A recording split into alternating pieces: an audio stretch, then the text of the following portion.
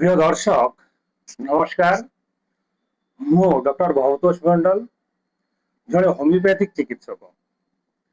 ଆମ ଏଠାରେ ବିଭିନ୍ନ ପ୍ରକାର ପୁରାତନ ଏବଂ ଜଟିଳ ରୋଗର ସଫଳତାର ସହିତ ଚିକିତ୍ସା କରାଯାଉଛି। ଆଜି ମୋ ପାଖରେ ଜଣେ ରୋଗୀ ଆସିଛନ୍ତି। ସେ 2 ମାସ ଆଗରୁ ମୋ ପାଖକୁ ଆସିଥିଲେ। ସେତେବେଳେ ତାଙ୍କ ଶରୀରରେ ବିଭିନ୍ନ ପ୍ରକାର ସମସ୍ୟା ଥିଲା। ଯେଉଁ ସମସ୍ୟା ଗୁଡ଼ିକ ମୁଁ କହିବି, ଆଉ ପରେ ଆମେ ସେଇ ରୋଗୀଙ୍କ ଠାରୁ ଜାଣିବା ଯେ ତାଙ୍କର ସେଇ ସମସ୍ୟା ଗୁଡ଼ିକ କେତେ ଭଲ ଅଛି, ରୋଗୀର କେତେ ଇମ୍ପ୍ରୁଭମେଣ୍ଟ ହେଇଛି।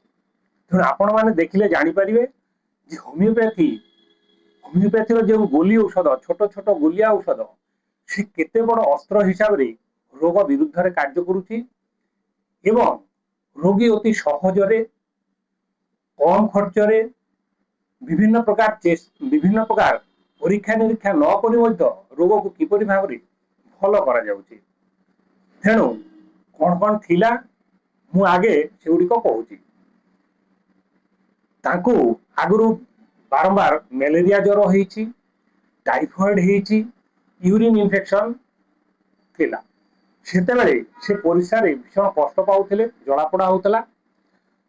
ତ ସେହି ରୋଗୀର ଯେଉଁ ବିଭିନ୍ନ ଲକ୍ଷଣ, ଏଇ ଯୋଉ ଆଗେ କହିଲି ଯେ ମ୍ୟାଲେରିଆ ହେଉଥିଲା, ବର୍ତ୍ତମାନ ତ ମ୍ୟାଲେରିଆ ନାହିଁ, ଟାଇଫଏଡ ମଧ୍ୟ ନାହିଁ, କେବଳ ୟୁରିନ୍ ଇନଫେକ୍ସନର ସମସ୍ୟା ନେଇ ସେ ମୋ ପାଖକୁ ଆସିଥିଲେ।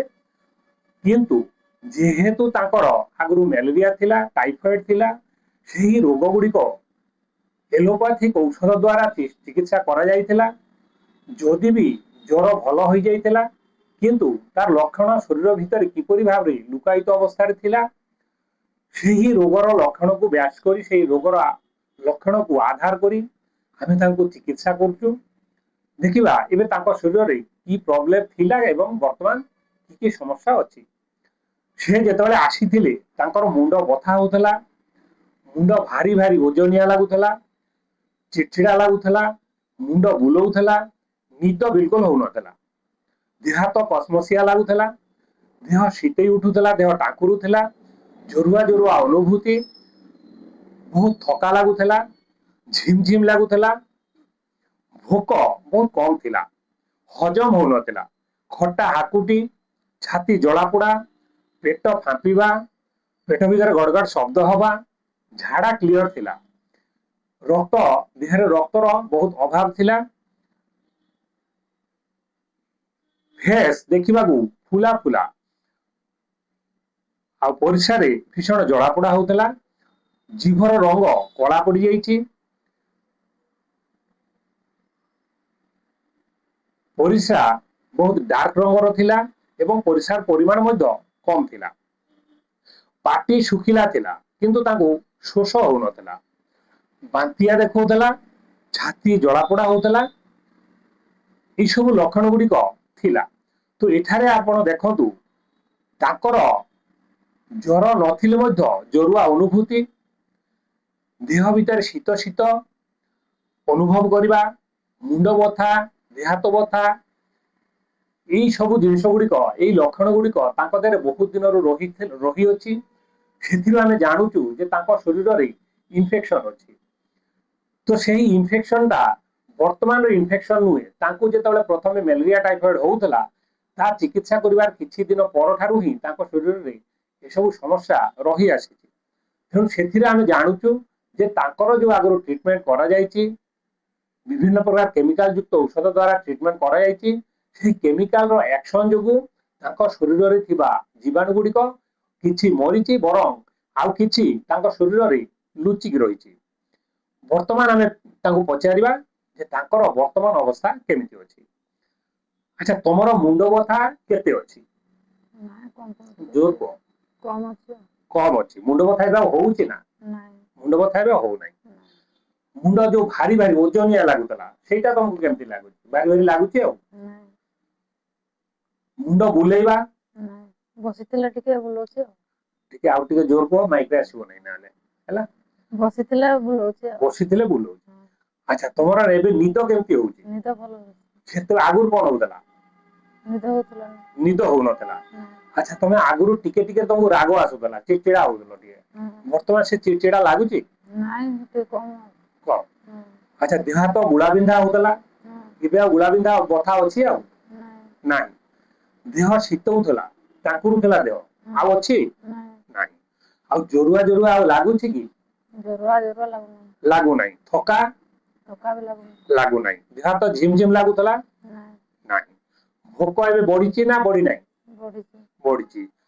ହଜମ ହଉଛି ନା ଏବେ? ହଉଛି। ଖଟା ହାକୁଟି? ପେଟ ଭିତରେ ଗଡଗାଡ ଶବ୍ଦ? ଛାତି ଜଳାପୋଡା? ଟିକେ ଜଳୁଛି ଆଉ। ହାଲକା ଜଳୁଛି। ପେଟ ଆଉ ଫାମ୍ପୁଛି କି? ନାହିଁ। ଆଚ୍ଛା ରକ୍ତ ତ ବଢିଛି କିନ୍ତୁ ପୁରା ନର୍ମାଲ ଆସିନାହିଁ।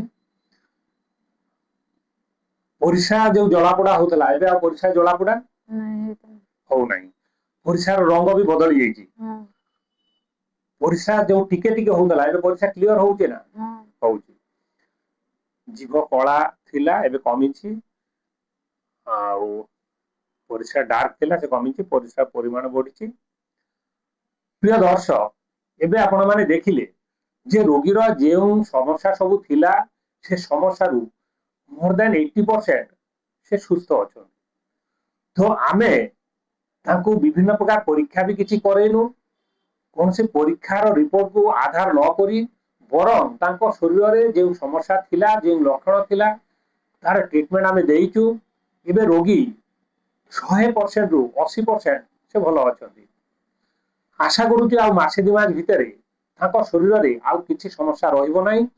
ତାଙ୍କର ଯୋଉ ଚେହେରା ଦେଖିବାକୁ ସେତେବେଳେ କଳା ଦେଖା ଯାଉଥିଲା, ଏବେ ତାଙ୍କ ଚେହେରାରେ ବହୁତ ପରିବର୍ତ୍ତନ ବି ଆସିଛି ଏବଂ ବିଭିନ୍ନ ପ୍ରକାର ରୋଗ ଲକ୍ଷଣ ମଧ୍ୟ କମି ଯାଇଛି।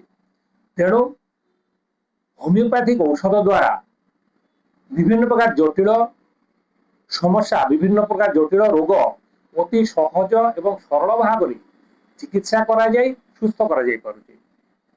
ତେଣୁ ଆପଣ ମାନେ ଯଦି ବିଭିନ୍ନ ପ୍ରକାର ପୁରାତନ ଏବଂ ଜଟିଳ ରୋଗ ଭୋଗୁଛନ୍ତି, ବର୍ଷ ବର୍ଷ ଧରି ଔଷଧ ସେବନ କରୁଛନ୍ତି, ବିଭିନ୍ନ ପ୍ରକାର ପରୀକ୍ଷା କରି ଡାକ୍ତରଙ୍କ ପରାମର୍ଶ ଅନୁସାରେ ଔଷଧ ଖାଇବା ସହିତ ଚଳୁଛନ୍ତି, ତଥାପି ଯଦି ଆପଣ ସୁସ୍ଥ ହୋଇପାରୁନାହାନ୍ତି, ତେବେ ଆମ ଠିକଣା ମଣ୍ଡଳ ହୋମିଓ ଆଣ୍ଡ ରିସର୍ଚ୍ଚ, ଗାନ୍ଧୀ ଛକ, କେନ୍ଦୁଝର।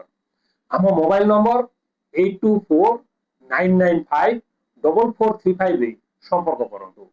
ଧନ୍ୟବାଦ।